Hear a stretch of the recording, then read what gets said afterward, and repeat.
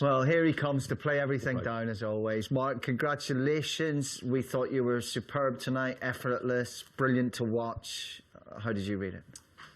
Yeah, I thought I played well tonight. This morning was a bit edgy. A few frames could have gone either way, but tonight I thought I played well. I don't think Sam done anything wrong tonight. I potted some long ones, made some good breaks, and I kept him really tight. Yeah, absolutely sensational. Well, we've just been waxing lyrical just about every part of his game tonight. I mean, I think he refused a couple of long pots that you knocked in straight after, and his strength is his potting, but you did a bit of a number on him, I think. You know, you almost out-attacked him in a way. I'm out-attacking everybody. I mean, some of the shots I go for, if I miss, they probably look stupid, but I don't care. I'm just going for everything. You know, apart from Ronnie, I think the fastest player on tour. You know, well, that's what I aim to be. Just get on with it. You know. Funny you said that, Mark J. Williams. Despite being in your late 50s now, you are the fastest player in World Snooker now on this season. Look at that. You're a full 400ths of a second faster numbers than Ronnie O'Sullivan. Top of the list. Yeah, no, I see it, yeah. I heard you boys have been giving my break off a bit of stick, haven't you? Well, I think you should watch the show rather than say that. I'm not for banning any legal shots because it's a really slippery slope. What do you then do? Say you can't roll up behind a bolt collar, you can't do this, you can't do that. So for me, I think it sorts itself out.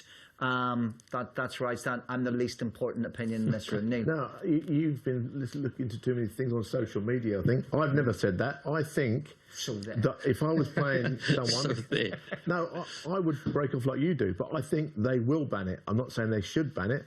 I think they'll ban it. That's what I think. And I would, especially if it went to a decider against someone who knocks balls in like you or Judd, I'd definitely break off like that. How can they ban a perfectly legal shot? I don't know. Are they going to stop banning rolling up in both colours, or when the white goes behind the black? Or? But they've asked players, haven't they, what they think about it? Yeah, so they are thinking about it. Well, they sent an email out asking players what they think about it. I mean, get on with it. What did you say? Get on with it. Have you replied to the email? Well, there's a lot worse things happening than worrying about my poxy break-off. I'll tell you what, Anthony Hamilton said this morning in the commentary, I thought it was interesting, because he didn't like it, but he did say one thing. He said very often, after 3 or 4 shots, the black stays open. So that's a good thing about the break-off, isn't it? The black doesn't get tied up so readily, you know? Yeah, it does, but it's not that. Just count how many frames that they've lost today from someone's break-off.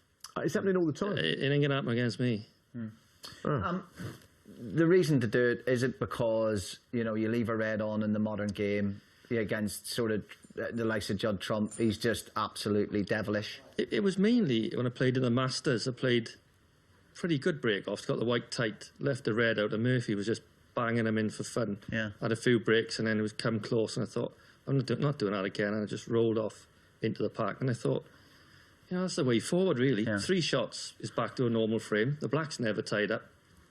I'm the quickest man on tour.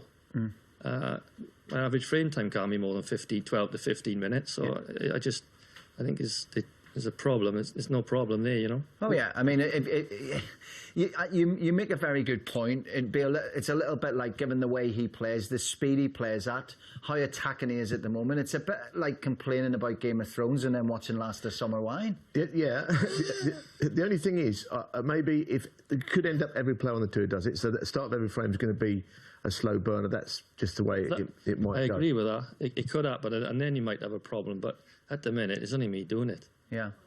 Is there? I'm just playing devil's advocate. You know my opinion. I've just said it. I don't think we should break it. I thought Judd Trump, he's against it, and I thought he spoke brilliantly, offering the other point of view when he talked to Zara. Completely respectful, by the way. And he said, look, I just feel like Mark, in 3 hours practice, would never leave a red on. To paraphrase him, you know, he was like, he wouldn't anyway. And if it adds an extra 3, 4, 5 minutes onto every frame over a long match, it's a couple of hours, and snooker needs to get faster, not slower. You're quite erudite in how he talked about it. Whether you agree with him or not, can you see that other side of the coin? Well, I know why he wouldn't like it, because he's pot long reds and make 100 breaks off people's break-off for fun. You know, I played him a few times in the Championship League just gone, you know. I must have broke off, I don't know, just say 7, 8 times. He didn't pot a ball off mine. We showed him, actually, we started off, we showed him knocking in a long red off against Liam Highfield today. To be fair, he walked in here, he didn't know what I was going to show him, did he? Yeah. So he hasn't said anything bad. He offered an opinion based on, I asked him, what do you think? And he said he wouldn't do it. He said he thought he breaks off and he doesn't leave much. So he wasn't having a dig at all, I'll tell you that now. But, you know, he just sees it a different way, a bit like what you're saying. If everyone does it, then it doesn't change things. That's kind of all he was saying. He didn't say anything bad. It's all about opinions. The only reason I'm doing it is because I'm sick or tired of leaving a red on and people potting in and making breaks, you know. And I just thought I got to find a way to stop them doing it, which I have. I'd also like to see the raw data. It hasn't happened enough. You need it to happen a lot more before you can sit down and go, does it unequivocally make frames longer? Because Jimmy White made the point, when you break off like that, you don't obscure the black. No, the only so when you do get in, the black's free. Always free. But the only problem you got is when you do it, within 3 shots, it's back to a normal frame. Yeah. But then when you play off the side, someone should play up the balk. If they just keep rolling back into the bunch, there's nothing you can do. You know, just going to be tip-tapping. But there's the only players I've ever seen do it before. I think Davis did it for a while. Alex Higgins, and maybe your role model, Darren Morgan. He used to do it. So maybe did you get it off of him? No, definitely not. Hang on, swiftly move on to John Higgins in the second round. He played 38 times, 20 to him, 18 to you. So it's, you know, cigarette paper between you. We're just so excited to see it. What's your feelings on it? I can't wait. I mean, I've been playing John since I was about 14 years of age, and you know, every time we play, it's a special occasion, really, because obviously we're not getting any younger. We don't know how many times we're going to keep meeting, but it was just fantastic that we still go in. We're playing again on Friday over 3 sessions. If you can't get up for that, then you shouldn't be playing the game. Yeah, absolutely. We can't wait for it, Nick. I think that he's looking forward to it, especially because, to me, I think Mark's playing well again. I mean, not for me to speak for him, but he would look forward to a match like that. The way he's been playing the last few weeks, a bit of a glint in his eye again, just playing as if it means nothing, when it clearly doesn't mean nothing to you, does it? But sometimes it's the best way to play well, isn't it? When you just loose-limbed, you know, just play. Yeah, I'm just playing the most carefree snooker probably I've ever been since I won the Grand Slam 20 years ago. I'm just going for everything. I mean, if I see it, I'm going for it.